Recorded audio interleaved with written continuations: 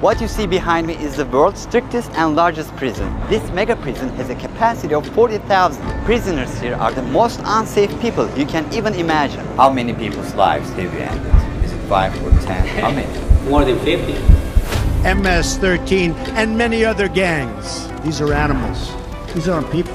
They're psychopaths, sociopaths, the kind of people we have here. We are about to see the worst of the worst. Welcome to CICOT, the world's largest prison by capacity in El Salvador, which was constructed to imprison the highest profile criminals. Those who enter this prison are destined never to leave alive. There's no way out. How are you gonna come out of this? The reason why this small country of 6 million needs the largest prison is the gangs. Once dominating the country, these gangs faced a dramatic crackdown starting in March 2022. Under President Nayib Bukele's administration, over 70,000 individuals, about 2% of the country's adult population, were arrested within just 16 months. Buses transported thousands of chained gang members to CICOT in a tightly coordinated nighttime operation. Sitting one behind the other, heads lowered, they looked like a single mass. Surrounded by armed guards, none of them dared to resist commands. Their life has changed in a day. In this documentary, we will interview one of them, one of the most ruthless gang leaders, known by the nickname Psycho. 10 minutes. You only have 10 minutes. Built in 2022, this massive prison is made up of 8 separate modules spread over 410 acres of land. Each pair of modules is enclosed by 2 separate 3-meter-high walls with razor wire. The entire facility is surrounded by a towering 9-meter-high wall with a 3-meter-high electric fence carrying 15,000 volts. 19 watchtowers are ensuring nothing escapes notice. The entire design doesn't just prevent escape, it erases the very idea of it. Hello. Hello, we have permission from the presidency. The soldiers stopped us. We're hoping this will be the last checkpoint. The jammers blocked all signals within a 2-kilometer radius of CICOT, completely cutting off all communication. Over 600 soldiers work only to secure the perimeter. We are going to leave all of our belongings here before entering the prison. We will only carry our cameras and microphones, that's it. Pass slowly. Look at the camera, the body scan.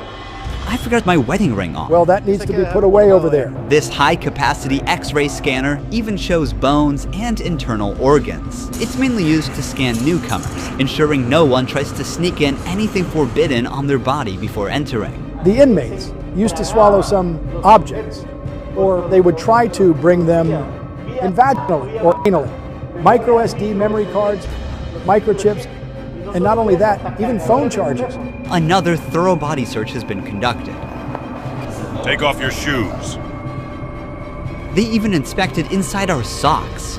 It took us around 1 hour just to pass through security, even though we were invited as media after months of applying.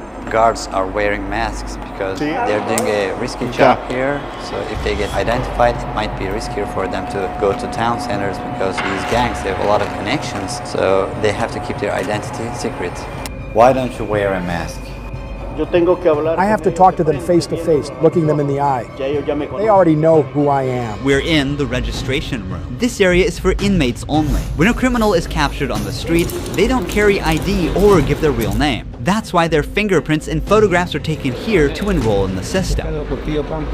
Once they become a permanent part of CICOT, the inmates lose all contact with loved ones for the rest of their lives, as family visits are strictly forbidden. It's also important to note that a small number of innocent people were mistakenly imprisoned during the big crackdown. Because of the no-contact policy, their families have no idea where they are or if they are still alive. For some, this documentary could be their first chance to see a missing loved one. Before entering the modules where the inmates are, we visit the armory of the prison. This section is a must in case of possible riots, and these convicts are the most unsafe people on earth. The type of firearm we use is a T65 rifle, similar to the M16 rifle. We also have this other firearm, which is a 12-gauge shotgun. A Sig Sauer rifle allows us to maneuver in spaces that are too tight to move. Whenever criminals are arrested and dragged to the bus, various cuffs and chains are used to restrict their movements and minimize the risk of harm to officers. Has there ever been a riot? So far, there have been no escape attempts. We have the worst of the worst within criminal organizations here. The riot gear consists of a head protection, a face shield, neck protection, an anti-trauma vest, leg protectors, shin guards, and of course, a shield. Generally, in the prisons, we see inmates invent any kind of handmade weapon, like awls or knives. They are fully protected. You can see how he protects his feet. Since this prison is so large, we have to hop on this bus. We are entering the module area. To keep the country safe, 1,000 staff members work inside CCOT. It is impossible, but let's just imagine that an inmate get out of the fortress. These pebbles that you see are put here intentionally because when they walk on these pebbles, it works like an alarm system. It makes a noise, they cannot sneak away. Have they tried to escape? No. Could they try? Difficult, because they would have to go through a series of security rings. CCOT was built with its own infrastructure in an isolated area, including an electrical and sewage system to prevent external interference. In case of an electricity cut or water supply issue, the cisterns and power plants will maintain operations for up to a week. I'm so excited. We're gonna be face to face with the most dangerous criminals in the world. It is pretty tense. We are entering one of the modules now. You are seeing the third and fourth modules next to each other. An offender who enters one of these buildings never exits through these doors. In a few steps, we'll be surrounded by more than 2,500 inmates. It's like stepping in the middle of controlled chaos.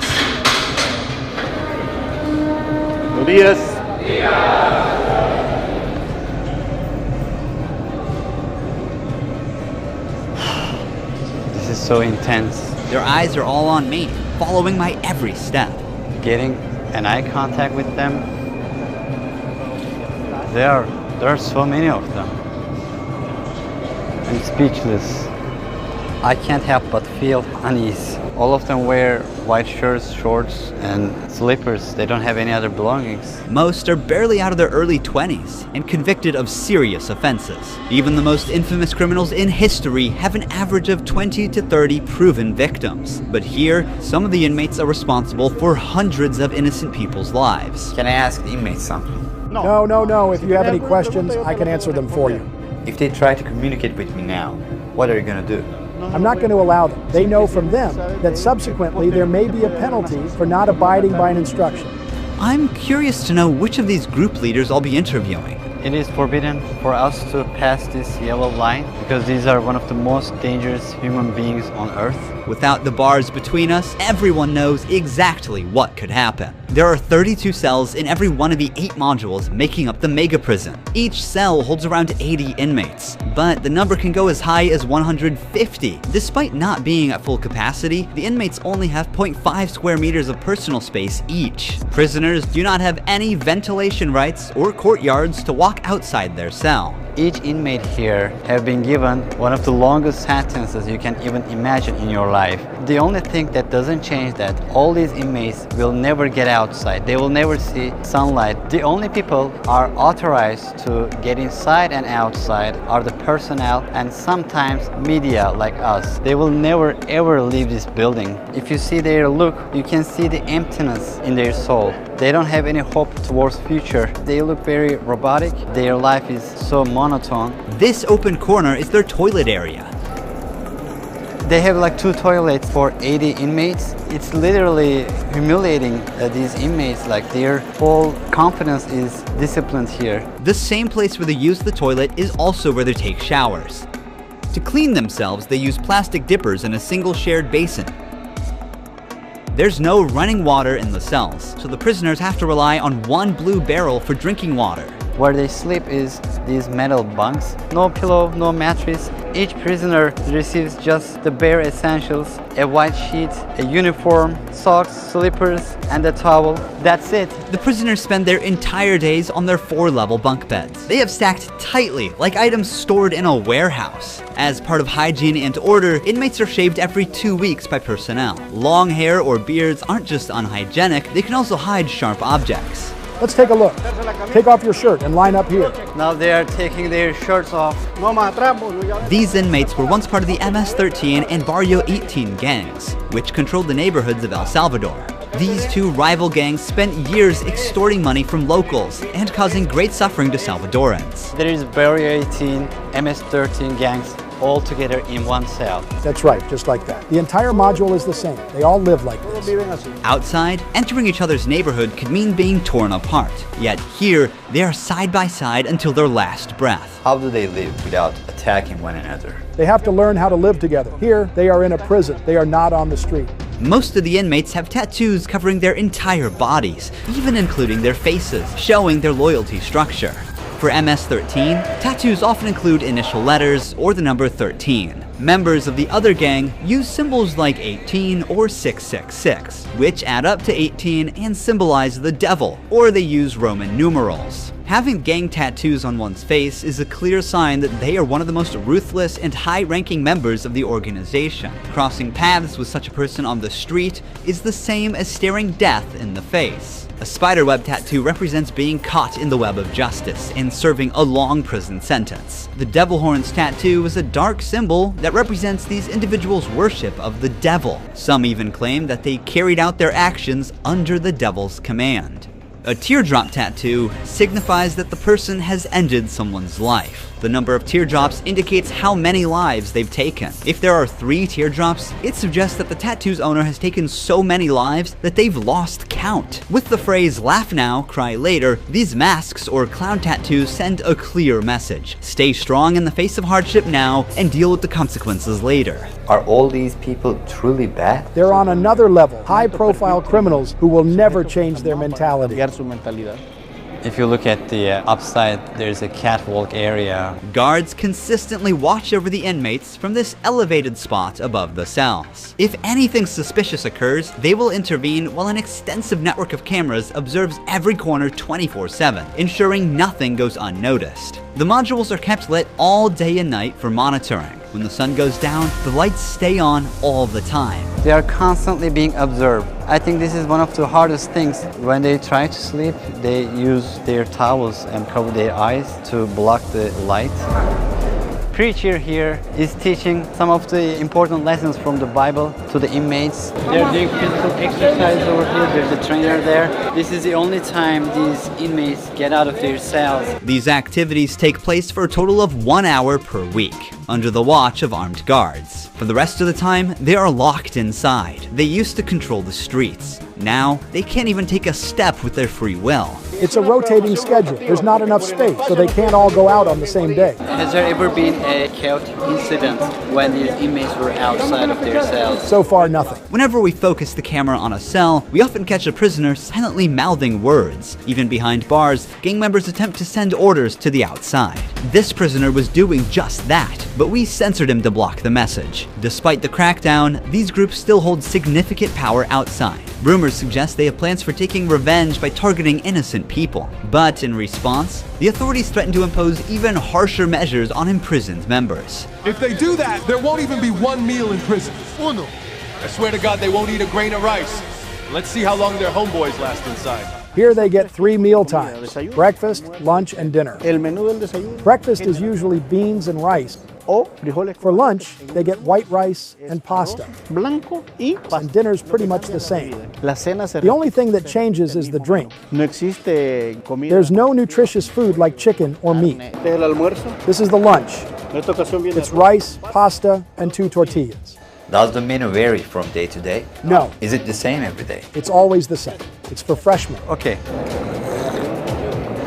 It's a sugary drink. I'm going to taste it for myself. Inmates must eat with their hands and clean their plates before returning them. With a diet lacking in protein, many likely suffer from nutritional deficiencies. Before starting our interview with an inmate, I want to show you one more place that is even more extreme than what you've seen so far. Here we are in the isolation cell area. If inmates break a rule, they can be sent to these isolation cells according to the legislation. The law gives me the right to keep the prisoners in isolation for up to 15 days. These cells have sealed doors. Through this grid, I can see them and identify who's inside. We serve food here, and we also use this space to put handcuffs on them before opening the door to move them from here to their cell. Welcome to the isolation cell. If an inmate misbehaves, this is where he ends up. He won't know the time or how much longer he'll be kept inside. For days or even weeks, he sleeps on this concrete bed without ever leaving. They are cut off from the outside world, left alone with nothing but their thoughts. This is where they supply their water. There's a water basin here. They take their water here, and this is where they pee. The basin for drinking water and the toilets are located side by side. The toilet looks recently used and dirty, suggesting that this cell has recently been used. The only light they have is this little hole that barely lets the sun shine in. This openness is also the sole source of fresh air.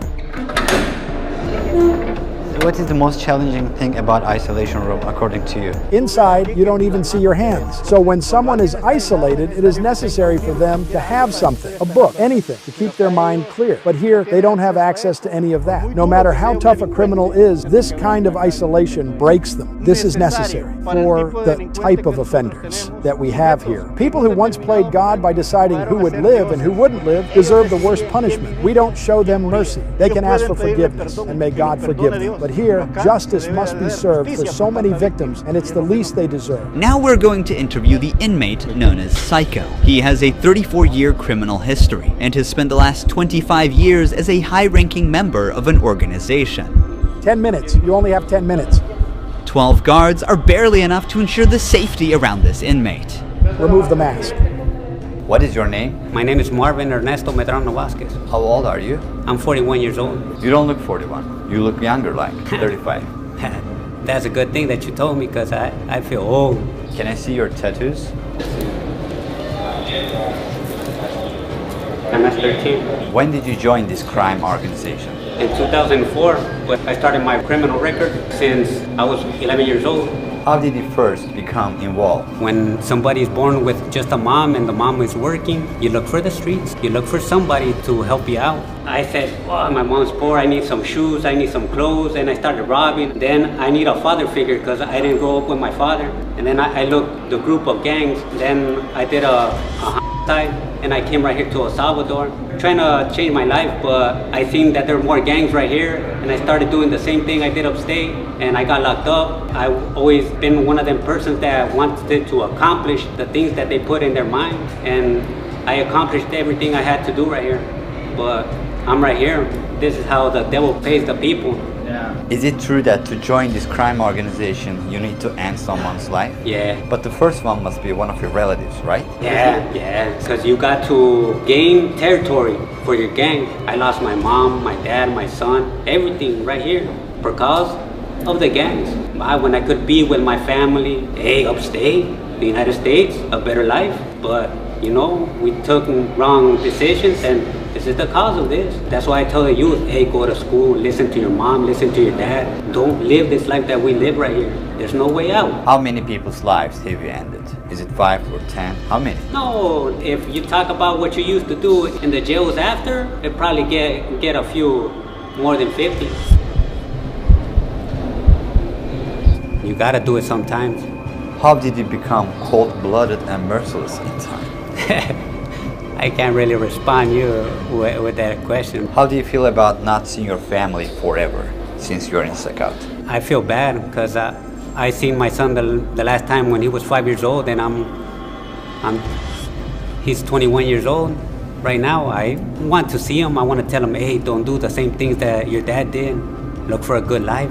people who have fallen victim because of you will never see their loved ones again. You will also never see your family. How do you cope with emotions like missing someone? I feel bad. Sometimes, like I tell you, I lay down on my bed and I think a lot of things, and sometimes I cry. What is your motivation to stay alive here? To one day change my life and look for God in my life, and I tell God, hey, forgive me because I did some things.